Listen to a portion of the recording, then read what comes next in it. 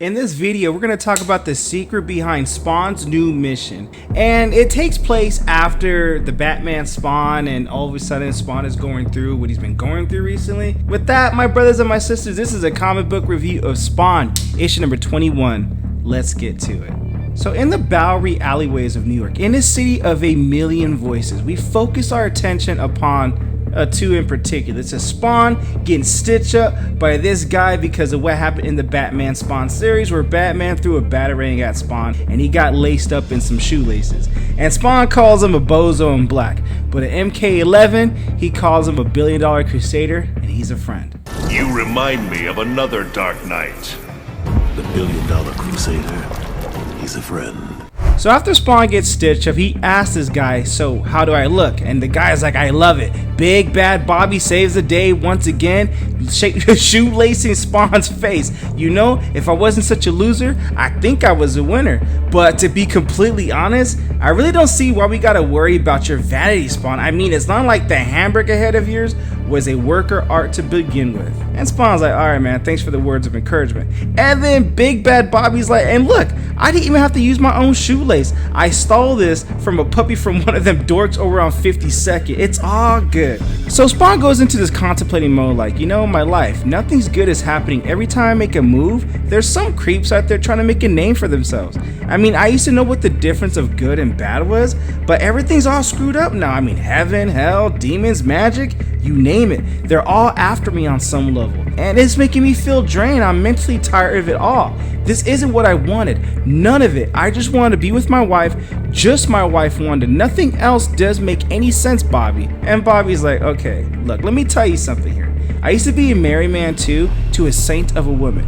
But, you know, she's been putting up with me for 20 years. I met her at a church function. But she got brain cancer. And obviously, I don't recommend it to anyone. So it ate away at me. But to see that brain cancer ate away at that woman like acid. So the doctors couldn't do nothing. You see, I haven't handled it well, says Bobby to Al Simmons. I've handled it with, like, I couldn't even pick up the pieces I carry on, so I wallowed in self-pity till I lost everything. And I don't want your pity. That's not the point. I just don't want you to turn out like me and be like me or the other guys, you know? So what I'm trying to say is, Spawn, is you're okay. You need to find your answers, then do it. Just don't lose sight of what you already have, which is us. Since you showed up, things have been strange around here. Maybe it's all your fault, maybe it's not all your fault. But you know what? We like having you around. It makes us feel cocky. It gives us a whole new sense of purpose. So for you, you need to pick up the pieces, and that way, if you don't pick up your pieces and move on, then you're not better of any of us. So for your safety, we need you to be more than that. We need you to be more than us. And that gives Spawn a whole new sense of purpose and mojo, like, thanks Bob, thanks a lot. It's time I start taking control of this life. So Spawn then disappears into the black ocean of shadows, leaving behind one of his many admirers. But one person that is not admiring Spawn, has a serious case of messing it all up, is Jason Wynn. Because one, he came back after being the redeemer of the past couple issues, and now that was his like gap in life, his version of the blip, if you want to call it that. Marvel, do not get me on copyright infringement. I'm just trying to make a point here, using you as an example. But Wynn is now, his goons, his agents are telling him, ever since your disappearance, we're now finishing up this brief, and after extensive cross-checking, we have to conclude that Agent Fitzgerald should no longer be considered a suspect behind the recent security breaches. Keep in mind, issues before, Jason Wynn was under the impression, or he wanted Fitzgerald to be the suspect, but now the local police are involved, they're monitoring him, and then there's 10 FBI agents on the case, so his goons are telling we should possibly call them off and maybe kind of find another suspect, but Jason Wynn is trapped. And trapped is not a position he's found himself in all too often. So if he calls off his goons at this point, he's admitting defeat and weakness at this point. So Jason Wynn tells him, hey, I gotta flex over here, so let's continue the surveillance as usual. Fitzgerald remains our prime target. Alright, so follow him, wait on further instructions, alright? And his goons are like, but sir, are you sure? By the way, Agent Roenick, if you ever question my orders again, says Jason Wynn, I will have you killed. So in this panel right here, Terry Fitzgerald is also questioned from those colleagues. You know, they're harassing him. His FBI agents that were his colleagues Well, Jason Wynn gave the order, so now they're harassing him like, watch your six, stuff is gonna get crazy, there's nothing you can do, you look innocent now, but you know what, guys like you make our job twice as hard. We got enough problems with civilians, yeah, and we don't like problems of our own. They're just heckling the heck out of Terry Fitzgerald. So Terry can only stand there in silence as the threats and innuendo slice ever go deeper in him. Like, you know, it goes in his mind, it goes in his skin, and it's just crawling. He's like, yo man, what the fuck did I do, you know? And even though he didn't do anything, Jason Wynn has to pin something on him. So while they're still harassing him, his phone rings, and he's been harassed by every major security force in the nation. So Jason Wynn's displeasure is felt in the agency, all while Terry Fitzgerald just has to take it like a G, you know, just take that bitch in like no other. But while his phone is ringing, his colleagues, even though now they're harassing him, was telling him to answer the phone call. It's Wanda. She's just reminding him that, hey, don't forget about our dinner date tonight. Oh, and I gotta tell you about what happened in Cyan at the park. How'd your meeting go? And Terry's like, you know, I just finished the meeting. It's nothing important. It's nothing special. And they're just telling like, watch your back, Terry, because ain't no one's watching out for you. We'll be in touch. Ah. And Terry's just like, you could tell like in that panel right there, like he's ready to throw some blows and some haymakers and mollywop somebody. Speaking of mollywopping, Sam is mollywopping this guy because she's trying to find the whereabouts of Spawn. But they don't know that they're looking for Spawn. They're looking for a red cape because in Spawn issue number 5 and in Spawn issue number 14, which we did cover those issues, that's all they have to go on is a Cape Crusader, a red Cape Crusader of that. And it's only a matter of time before they find him. So they ask this guy, what can you tell me about it? And this guy's like, suck me, fat boy. I ain't giving you nothing. I know my rights. And Sam's like, okay, yeah, I know you know your right. Like the right to do business with those high school kids you keep shoving your drugs into? Yeah, you know, it won't be a good professional image if you suddenly have to peddle your stuff and yourself from a wheelchair. It won't make you look cool in front of the kids, now would it? So Sam is like, I'm gonna give you two options. Option number 1, you got 48 hours to tell me where this guy is at, where this red Cape Crusader scumbag is at. If you do, I'll only confiscate your drugs and make sure you don't set up shop again. But if you don't, I'll make sure you get put away for so long you wish you bought stock in the Vaseline company. Do I make myself clear, says Sam. And he steps on his hand, and for the next 48 hours, Jimmy Linden, even though he displays remarkable initiative and pain tolerance, he's got a decision to make. So somewhere else in the city, Al Simmons huddles quietly in a discarded waste of the real world, camouflaged by the makeshift bedding of the homeless. He doesn't want to be bothered, but during those loneliest hours, he wonders how he has become so distracted from the simple goal of this new life. To set things straight with his widow, Wanda Blake. He's not surprised, and again, this complication does crop up. So this guy goes up to him and says, hey man, some Nazi skinhead is out looking for you, says he was sent by the mafia, says he's gonna knock a few heads until you show. And he also calls you a punani at that point too.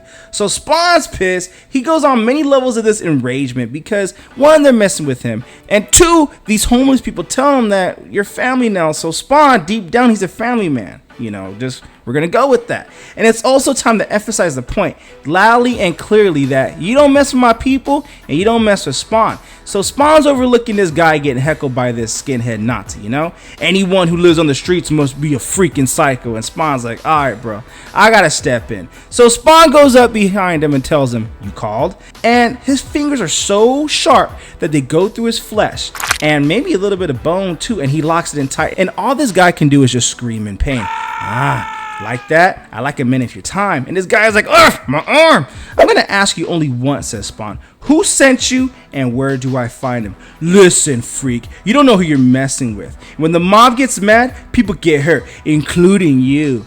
And Spawn's like, haha, you took the words right out of my mouth. Throws him against the walls, crash and trash and all that looking sass. And this guy tells her, don't screw with these guys. They'll hurt you. They'll hurt your family and friends, even your freaking pets. So do yourself a freaking favor and get out of here. It'll save everyone a lot of trouble and a lot of blood. I'm like, I know I kind of making this guy sound like a poo-poo, but you know what? This guy is a poo-poo for messing with Spawn. You just don't do that. Bruh. Okay, that was probably cheesy, but hey, I'm gonna go with it. So Spawn says nothing. He just crouches over the guy and stares. And 20 seconds has passed, and this guy is like, are you freaking crazy? They'll kill you. They'll kill you. You hear me? He's just kind of emphasizing the point. And Spawn's like, you know what? Don't call me a dead man, because guess what?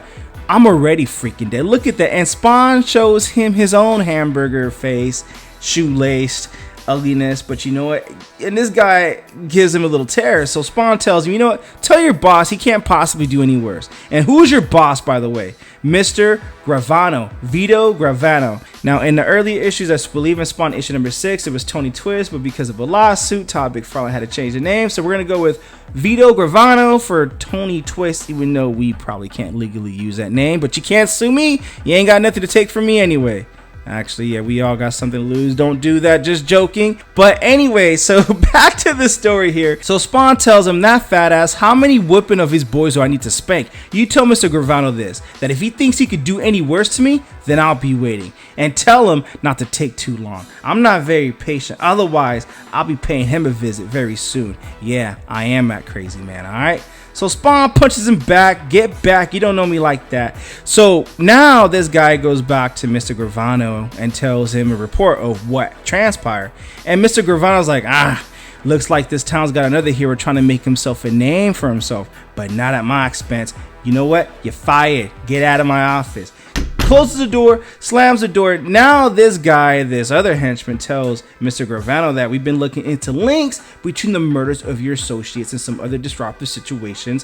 One, the clown, the dismantling of the hired gun overkill, and the evasion of your office by the costume vigilante. So this guy tells him calling the admonisher to deal with the clown. And this is dealing with the events of the Violator, issue number 1, which we did cover the entire series of the Violator, issue number 1, 2, and 3, which in my opinion, that was an awesome story right there. But going back to Overkill, there's some new leads that have been transpiring with it that Gravano's been informed about. So the people at the FBI and the CIA both confirmed that the theft of those weapons at his warehouse were sufficient enough in firepower to pierce Overkill's armor. I mean, it took some arm twisting, but they believe they found someone with sticky fingers, and that someone is, well, they're trying to ping it too, is Terry Fitzgerald, an operative for some ultra covert agency. So now Gravano is pissed, and he's like, you know, if I find out in any way that this guy, Terry Fitzgerald, is connected to this mysterious guy, you know what? His boss is mine. Screw it. He's already connected. I will not be trifled with. So Gravano's just pissed. You know, some government geek wants to play good guy?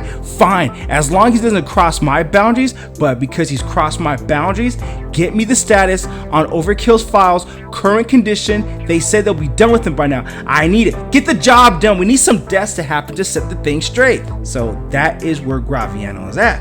And because he wants the files of Overkill, well, Spawn is just waiting in the alley as all this thing is playing out like a public service announcement or an Amber Alert. But you know what? It's one that Spawn knows is coming as he's waiting in the alleyways, whatever this Overkill is going to come up. And you know what? Hopefully there's somebody with enough guts to stand up to him and fight back. And if there's only one person that can do that, it is our boy Spawn. And that is the end of this issue of Spawn, issue number 21. What you guys think of the comic book? Comment below, let me know. And also link in description if you wish to add this comic book and or any of our other Rated Comics exclusives to your comic book collection. Support the art, support the industry. With all that being said, thank you again for watching. Until next time.